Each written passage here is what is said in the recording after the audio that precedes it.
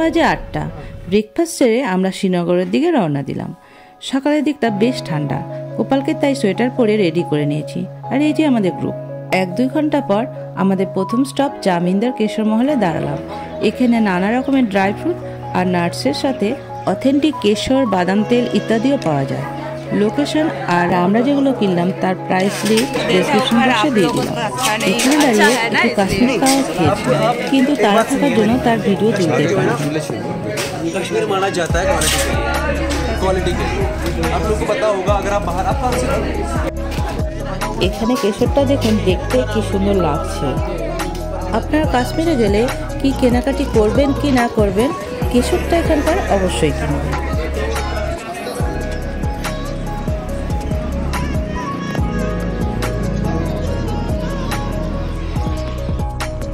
যেহেতু সামনে কেক বানানোর পালা, বড়দিন আসছে, তাই আমি বেশি করে ব্লুবেরি, প্লাম, পিস্তা, আখরোট, আলমন্ড ইত্যাদি নিয়ে নিলাম। আগামী দিনে এই ড্রাই ফ্রুটগুলো দিয়েই বিভিন্ন ধরনের কেক, মিষ্টি, মিল্কশেক ইত্যাদি বানাবো। আপনারা অবশ্যই দেখবেন। ঝিলাম নদীর চারিপাশটা এত সুন্দর লাগছে যেন মনে হচ্ছে ওখানটায় নেমে গিয়ে একটু ভিডিও করে আসি, কিন্তু গ্রুপে আছি তাই সেটা সম্ভব হলো না।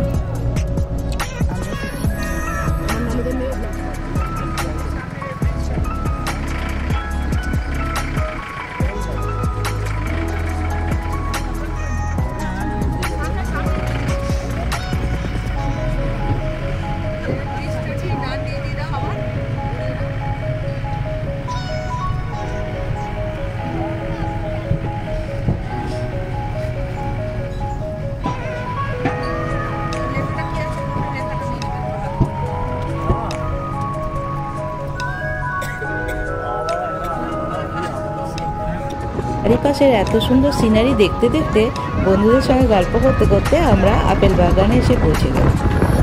একসাথে এত আপেল গাছ, তা আবার এত কাছ থেকে দেখতে পাবো জীবনে কোনোদিনও ভাবিনি। লাল লাল আপেলগুলো দেখেই পেরে খেতে ইচ্ছা করছে। পয়সার বিনিময়ে আপনি সেগুলো খেতেও পারেন। এছাড়াও রয়েছে আপেল জেলি, জ্যাম ও সুস্বাদু আপেল জুস।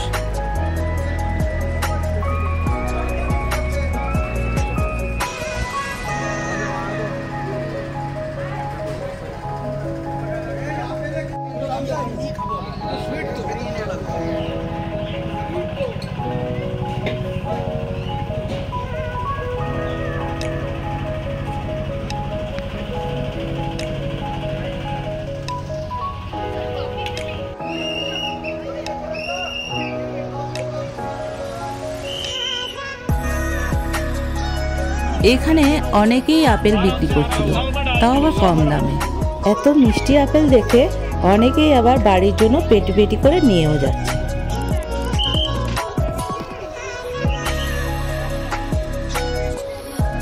এই দেখুন, আমি আর লোভে থাকতে না পেরে এখান থেকে একটা আপেল পেড়ে খেয়েও নিলাম।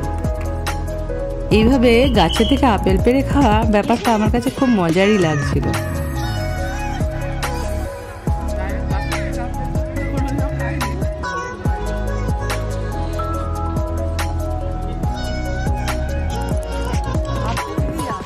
এইভাবে আপেল বাগানে অনেক সময় কাটানোর পর এখন আমরা অবন্তিপুরা মন্দিরের দিকে রওনা দিচ্ছি। আজকে জওয়ান ভাইদের এই পরিশ্রম এবং প্রচেষ্টার ফলে আমরা কাশ্মীরে বেশ নিরাপদভাবে ঘুরতে পেরেছি। অবন্তী স্বামী মন্দির হলো শ্রীনগর থেকে 28 কিলোমিটার দূরে ভারতের জম্মু ও কাশ্মীরে অবন্তিপুরে বিতস্তা ঝিলাম নদীর তীরে অবস্থিত একটি প্রাচীন ধ্বংসপ্রাপ্ত হিন্দু মন্দির। এটি সেই ঝিলাম নদী। নদীটির পাড়ে দাঁড়িয়ে তাই একটু ভিডিও তুলে নিলাম, আর এখানকার রেস্টুরেন্টে বসে একটু চা কফিও খেয়ে নিলাম। এখন আমরা অবন্তী স্বামীর মন্দিরে চলে এসেছি। গেটে 10 টাকা করে টিকিট কেটে ভেতরের দিকে ঢুকে গেলাম। চারিপাশটায় এত সুন্দর সাজানো বাগান দেখে অপূর্ব লাগছে। অবন্তী স্বামীর মন্দির শিব ও বিষ্ণুকে উৎসর্গ করা দুটি মন্দির ছিল। প্রথমটি উৎপলা রাজবংশের রাজা অবন্তী বর্মনের অধীনে 9 শতাব্দীতে নির্মিত হয়েছিল।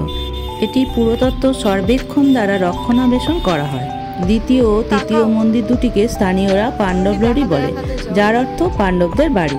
চতুর্থ মন্দিরটি 853 ও 855 খ্রিস্টাব্দে রাজা অবন্তী বর্মন দ্বারা নির্মিত হয়েছিল। মূলত বিশ্বসারা নামে পরিচিত প্রাচীন শহরটি একটি রাজধানী শহরও ছিল। অবন্তী বর্মন 9 শতাব্দীতে অবন্তীপুর ও উৎপলা রাজবংশের প্রতিষ্ঠা করেছিলেন।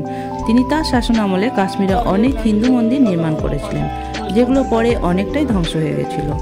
অবন্তী বর্মনের রাজত্বকালে এই অঞ্চলের উন্নতি ঘটেছিল। অবন্তী স্বামী মন্দির সেই যুগে কাশ্মীরের পাথর দ্বারা তৈরি নির্মিত স্থাপত্যের একটি উদাহরণ। আমাদের গ্রুপের থেকে যে গাইড নেওয়া হয়েছিল উনি সেগুলোই এখানে বর্ণনা করছেন। एक पत्थर को काट के टांग निकाल के दूसरे को होल उन्होंने ये बनवाया है लॉक सिस्टम से, टांग के दूसरी जमीन पर लग गई सेम लाइक दिस। ये वाला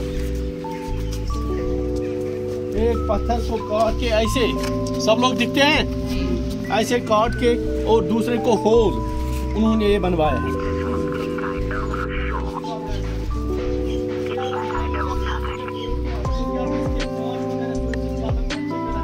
এটা দেখে নাম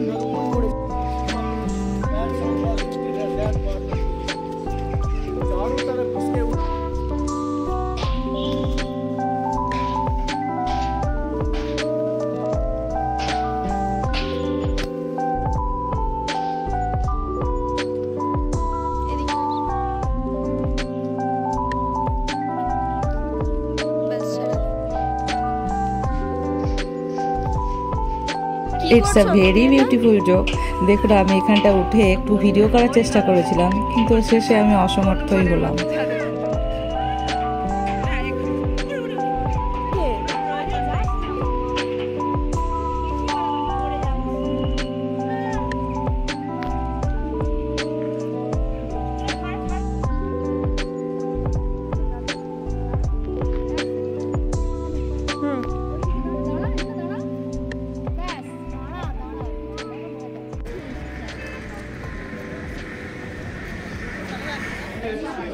ওখানেই একটা ভালো রেস্টুরেন্টে আমরা আমাদের লাঞ্চ সেরে নিয়ে আবার আমরা হোটেলে ফিরে গেলাম।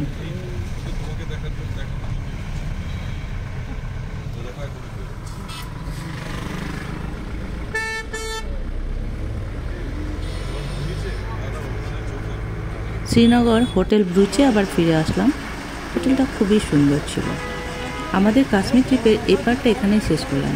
আপনাদের ভিডিওটা যদি ভালো লেগে থাকে তাহলে কমেন্ট করে অবশ্যই জানাবেন, লাইক, শেয়ার এবং সাবস্ক্রাইব করে আমার পাশে থাকবেন।